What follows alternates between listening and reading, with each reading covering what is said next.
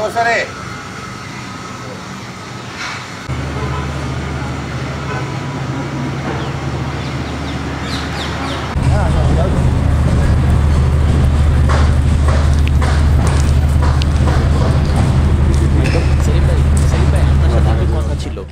আপনার বিরুদ্ধে নারায়ণগঞ্জের ডিসি অফিসে ডাক্তার মুজিবর এবং আড়তের ব্যবসায়ীরা মানববন্ধন করেছে আপনার বিরুদ্ধে চাঁদাবাজির অভিযোগে।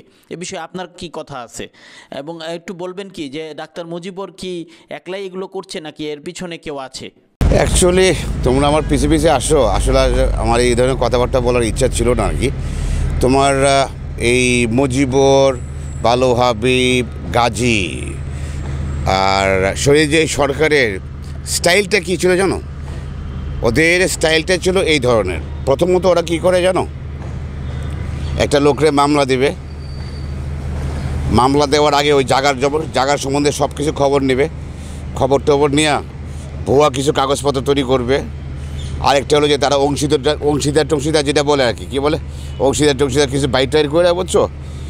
ওগুলা বাইর করে একটা ভুয়া কাগজপত্র করবে, করে তারপরে তারা কি করে থানায় একটা মামলা দেয়, মামলা দিয়ে করে কি তোমার একটা মানববন্ধন করে আর কি। এইটা হলো তোমার গাজীর ফরম্যাট। এন্টায়ার রূপগঞ্জ 15 বছর তাই দেখে গেছে আর কি। গতকাল তারেক রহমান সাহেবের একটা বক্তব্য দেখলাম, উনি একটা কথা বলছে আর কি, 60 লক্ষ লোকের মামলা হয়েছিল আর কি। তাহলে তারেক সাহেব আপনি মনে করেন 60 লক্ষ লোকের মামলা হয়েছে, তাহলে লক্ষ লক্ষ লোক জেলখানায় গেছে, তাহলে আপনি আমাকে একটা প্রমাণ দেখান যে আপনার এই 15.5 বছরে দীপু ভুইয়া জেলে একবার গেছে, আমাকে একটা দেখান। রূপগঞ্জে এই 15.5 বছর আপনি দীপু ভুইয়া ঈদগায় নামাজ পড়েন, ওর ব্যবসা বলেন, আর আপনি যত বিয়ের অনুষ্ঠান হয়তো যেখানে হয়তো সেখানে দীপু ভুইয়া আর গাজীর লোক একলগে থাকতো। আমি কোনো দলই করি না, আমার কোনো দলে আমার কোনো নামই নাই। আপনি শেখ পরিবার বলেন, এই পরিবার বলেন, ওই পরিবার বলেন, আমি এই দেশের নাগরিক, আমার পরিচয় থাকতে পারে। আমি তো কোনো দল করি নাই, আমি ডে 1 থেকে বলতে প্রমাণ দেখান আমি কোনো দল করি। হ্যাঁ দেখান না আমাকে। দ্বিতীয়ত মুজিবর হলো গাজীর পিএস ছিল, মুজিবর আর হাবিব।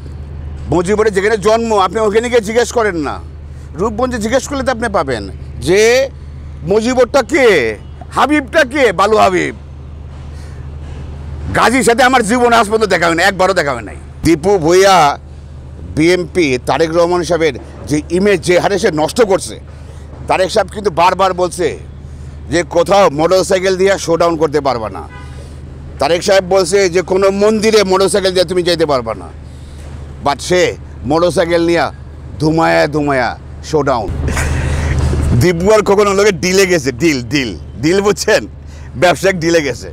আপনার গাজীর সন্ত্রাসী বাহিনী যত ব্যবসা আছে সব কিছু দীপুর লোকজনে দীপুরে দিয়ে মেনটেন হয়, আর তার সহযোগিতা পার্টনার হলো খোকন। আরে এই আড়ত নিয়ে কিন্তু খোকন আমার কাছে টাকা চেয়েছিল। তা আমার জীবনে আমি প্রধান কারো চান্দা দেই নাই, আমি খোকনের মতো ছেলে আমি চান্দা দেবো। আমি ওনাদের ভিডিওটা আমি দেখেছি আর কি। মিস্টার মুজিবর, আপনি বসতে চান না?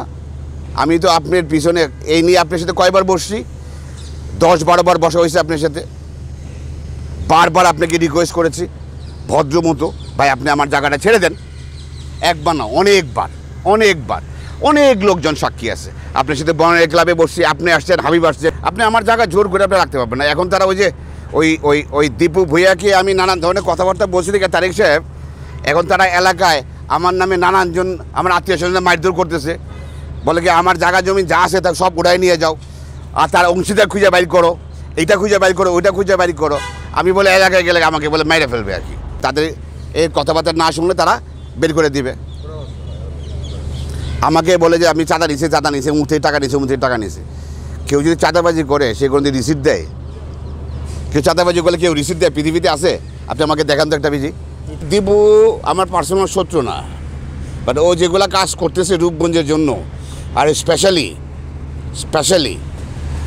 এই বিএমপি আর তারেক রহমানের যা মান সম্মান যেটা আছে, আমি এই কয়দিন এই টানা 3 মাস আমি চুপচাপ খালি দেখতেছিলাম যে সে কতটুকু করতে পারে। দীপু কাহিনী আমি সিডিতে লেখা, আমি মহাসচিবকে জানাইছি, আমি তারেক রহমান সাহেবকে জানাইছি, আমি সবাইকে জানাইছি।